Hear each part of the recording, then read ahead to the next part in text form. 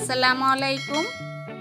এরিকাজ কিচেনে নতুন আরেকটি রেসিপি দেখার জন্য আপনাদের সবাইকে স্বাগত জানাচ্ছি। আজকে আমি আপনাদের সাথে শেয়ার করব ঈদ স্পেশাল সিলেটি বাকরখানি। আশা করি আমার এই রেসিপিটি আপনাদের সবার কাছে ভালো লাগবে। সিলেটি বাকরখানিটি সিলেটের একটি জনপ্রিয় খাবার। সিলেটের মানুষ ছাড়াও যারা এই বাকরখানিটি খেয়েছেন সবারই খুব পছন্দের একটি খাবার। বিশেষ করে আমার তো খুব পছন্দের একটি খাবার বাকরখানি। আর সিলেটের বাকরখানি হলে তো কথাই নেই। যারা এই বাকরখানিটি খেয়েছেন তারা বলতে পারবেন এই বাকরখানিটা কতটা মজাদার। আর এই বাকরখানিটি অন্য বাকরখানি থেকে অনেক আলাদা। এত পছন্দের একটি খাবার সিলেট থেকে এনে সবসময় খাওয়া সম্ভব হয় না, তাই খুব সহজভাবে এই বাকরখানির রেসিপিটি আপনাদের সাথে শেয়ার করব। আশা করি রেসিপিটি আপনাদের সবার ভালো লাগবে। তাহলে চলুন দেখে নেওয়া যাক। প্রথমে আমি একটি মিক্সিং বোল নিয়েছি আর দিয়ে দিব 2 কাপ পরিমাণ ময়দা।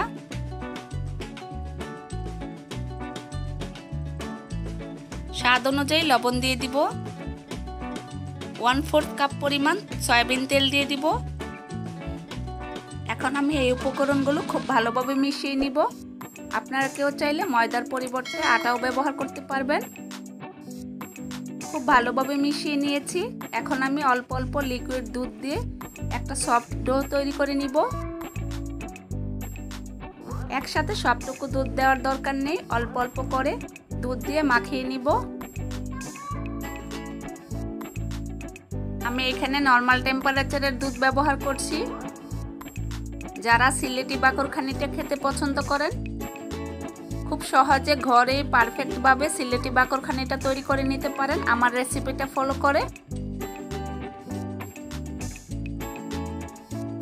অল্প অল্প লিকুইড দুধ দিয়ে আমি পারফেক্ট একটা ডো তৈরি করে নিয়েছি। দেখুন সফট একটা ডো তৈরি হয়েছে, ঠিক এরকম।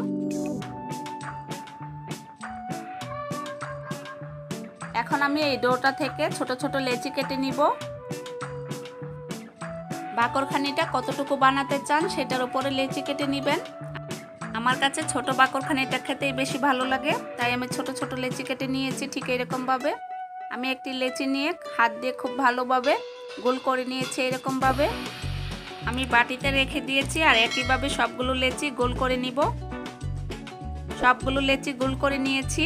এখন আমি সয়াবিন তেল দিয়ে দিব। এমনভাবে সয়াবিন তেলটা দিতে হবে যেন সবগুলো লেচি তেলের মধ্যে ডুবে থাকে ভালোভাবে। তেল দেওয়া হয়ে গিয়েছে। এখন আমি রেস্টে রেখে দিব 30 থেকে 40 মিনিটের জন্য। আমি ঢাকনাটা লাগিয়ে দিয়েছি। চুলায় আমি একটি হাঁড়ি বসিয়ে দিয়েছি আর 1 কাপ চিনি দিয়ে দিব। 1 কাপ পানি দিয়ে দিব। চুলাটা আমি ধরিয়ে দিয়েছি। এরই মাঝে শিরাটা বলক চলে এসেছে। আর এই শিরাটাকে খুব বেশি ঘন করা যাবে না। বলক আসার পর আর আমি 1 মিনিটের মতো জাল করে নিব। আমরা যখন বাকরখানিটা ভিজিয়ে নিব তখন শিরাটাকে আবার একটু গরম করে নিতে হবে। এখন আমি শিরাটা নামিয়ে নিব। চুলায় আমি একটি কড়াই বসিয়ে দিয়েছি আর 1/4 কাপ পরিমাণ সয়াবিন তেল দিয়েছি। 1/2 কাপ পরিমাণ ডালডা দিয়ে দিব। আমরা সবাই জানি ডালটা শরীরের জন্য ভালো না, কিন্তু এই বাকরখানিতে ডালডাটাই ব্যবহার করা হয়। তাই অরিজিনাল সিলেটি বাকরখানির স্বাদ পেতে হলে আপনাকে ডালডাটা ব্যবহার করতে হবে। ডালডার তেলটাকে খুব ভালোভাবে গরম করে নিতে হবে। এরই মাঝে গরম হয়ে গিয়েছে। এখন আমি চুলা থেকে নামিয়ে নিয়েছি। ফিরে আসছি 40 মিনিট পর। দেখুন কত সুন্দরভাবে সেট হয়ে গিয়েছে। এখন আমি এক্সট্রা তেলটা ঝরিয়ে তারপর আমি রুটিটা বানিয়ে নিব। রুটিগুলো বানানোর পর বাটিতে যে তেলটা থাকবে সেই তেলটা পরবর্তীতে রান্নার কাজে ব্যবহার করা যাবে। এখন আমি একটা বড় সাইজের পাতলা রুটি বানিয়ে নিব।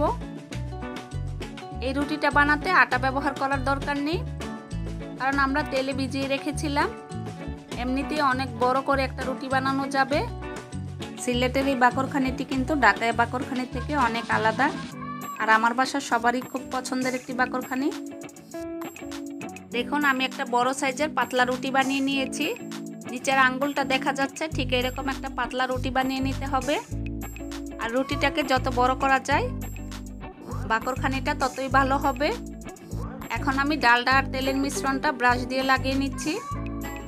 ঠিক একই প্রসেসে আপনারা লাগিয়ে নিতে পারেন। ব্রাশ ছাড়াও হাত দিয়ে লাগিয়ে নিতে পারেন বা চামচ দিয়ে। ডালডার মিশ্রণ লাগানো হয়ে গিয়েছে। এখন আমি মুগলাই পরোটার মতো শেপ দিয়ে নিব।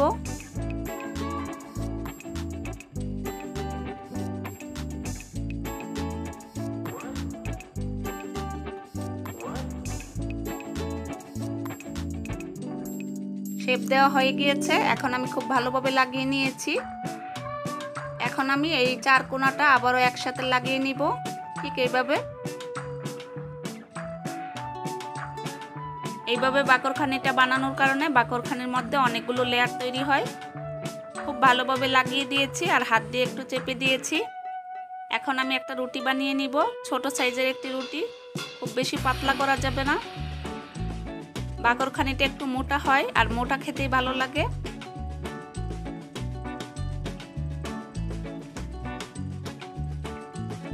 ঠিক এরকম সাইজের একটি রুটি বানিয়ে নিতে হবে। রুটিটা বানানো হয়ে গিয়েছে। এখন আমি আরেকটি বানিয়ে দেখাচ্ছি। আবারও একটি বড় সাইজের পাতলা রুটি বানিয়ে নিয়েছি। ডালডা আর তেলের মিশ্রণ লাগিয়ে দিচ্ছি।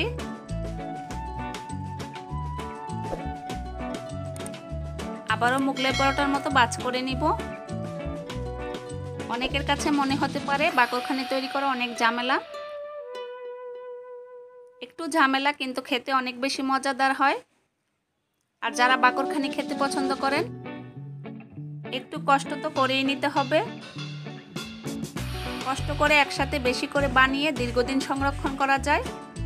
নর্মাল ফ্রিজে রেখে 15-20 দিন খেতে পারবেন, আর ডিপ ফ্রিজে রেখে অনেক দিন খেতে পারবেন। শুধু ডিপ ফ্রিজ থেকে একটু বের করে গরম করে নিলেই হবে। একইভাবে দেখুন আবারও বানিয়ে নিয়েছি। সব পাশ খুব সুন্দরভাবে লাগিয়ে দিয়েছি। এই বাকরখানিটা আমি হাত দিয়ে বানিয়ে নিব। হাত দিয়ে খুব সহজে বাকরখানিগুলো বানানো যায় বেলুনি ছাড়া। দেখুন হাত দিয়ে চেপে চেপে আমি গোল একটা রুটি বানিয়ে নিচ্ছি। হাত দিয়ে তৈরি করা আরও সহজ। আমি দুইভাবেই দেখিয়েছি, যেটা আপনাদের কাছে ভালো লাগে সেইভাবে বানিয়ে নেবেন। দেখুন এই বাকরখানিটা তৈরি হয়ে গিয়েছে আর কতটা সুন্দর হয়েছে আর পারফেক্ট হয়েছে। একইভাবে আমি সবগুলো বাকরখানি বানিয়ে নিব। চুলায় আমি একটি প্যান বসিয়ে দিয়েছি আর দিয়ে দিব একটি বাকরখানি। চুলার আঁচটা আমি একদম লোতে রেখেছি। এখন আমি ঢাকনাটা দিয়ে দিব 4 থেকে 5 মিনিটের জন্য। ফিরে আসছি 5 মিনিট পর। দেখুন এরই মাঝে বাকরখানিটা কত সুন্দরভাবে ফুলে উঠেছে। এখন আমি উল্টিয়ে দিয়েছি। আপনারা চাইলে তেল দিয়েও ভেজে নিতে পারেন, আবার তেল ছাড়াও ভেজে নিতে পারেন। আমি সামান্য একটু তেল দিয়েছি। আবারও ঢাকনাটা দিয়ে দিব 5 মিনিটের জন্য। ফিরে আসছি 5 মিনিট পর। দেখুন বাকরখানিটা কতটা সুন্দর হয়েছে। এই পাশটাও আপনাদেরকে দেখিয়ে দিচ্ছি। দেখুন কতটা সুন্দর হয়েছে। এখন আমি তুলে নিব।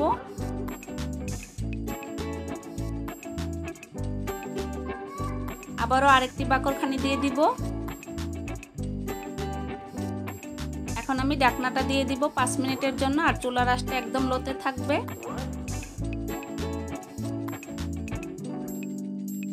ফিরে আসছি 5 মিনিট পর। দেখুন এই বাকরখানিটাও কত সুন্দরভাবে ফুলে উঠেছে। এখন আমি উল্টিয়ে দিব। দেখুন কত সুন্দর একটা কালার এসেছে। এখন আমি সামান্য একটু তেল দিয়ে দিব। আপনারা কেউ চাইলে তেল ছাড়াও ভেজে নিতে পারেন, কারণ ভিতরে অনেক তেল দেয়া আছে।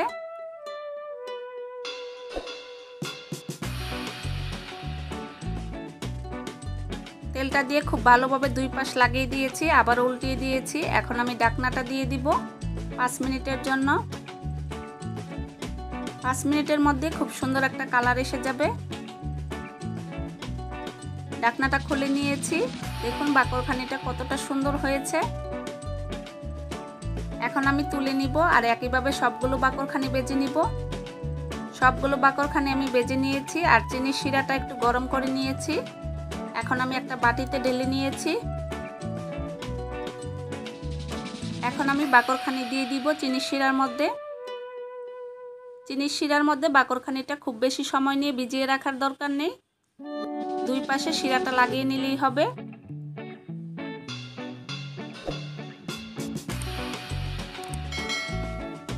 একটা বাকরখানি আমি শিরা থেকে তুলে নিয়েছি, এখন আমি আরো বাকরখানি দিয়ে দিব। আবারও বাকরখানিগুলোর দুই পাশ খুব ভালোভাবে শিরাটা লাগিয়ে নিব। এই বাকরখানিগুলো তৈরি করে বাহিরে রেখেই খেতে পারবেন 6-7 দিন পর্যন্ত, আর নর্মাল ফ্রিজে রেখে 20 থেকে 25 দিন পর্যন্ত খেতে পারেন। ডিপ ফ্রিজে রেখে দীর্ঘদিন সংরক্ষণ করতে পারেন, শুধু ডিপ ফ্রিজ থেকে বের করে একটু গরম করে নিলেই হবে। সবগুলো বাকরখানি আমি চিনির শিরায় ডুবিয়ে নিয়েছি। আসছে ঈদের জন্য আগে থেকে এই বাকরখানিটি তৈরি করে রেখে দিতে পারেন। আশা করি আমার এই রেসিপিটি আপনাদের সবার কাছে ভালো লেগেছে। রেসিপিটি যদি ভালো লাগে তাহলে আপনারা বাসায় অবশ্যই ট্রাই করবেন আর আমাকে কমেন্ট করে জানাবেন কেমন লেগেছে। দেখুন বাকরখানিটা কতটা সুন্দর হয়েছে আর ভিতরটা কত সুন্দর হয়েছে, আর ভিতরে অনেকগুলো লেয়ার হয়েছে। না খেলে বুঝতেই পারবেন না যে বাকরখানিটা কতটা মজাদার। রেসিপিটি ভালো লেগে থাকলে আমার চ্যানেলটিকে সাবস্ক্রাইব করবেন, ভিডিওটিতে একটি লাইক দিবেন, সম্ভব হলে ভিডিওটি সবার মাঝে শেয়ার করবেন। রেসিপিটি দেখার জন্য সবাইকে অসংখ্য ধন্যবাদ।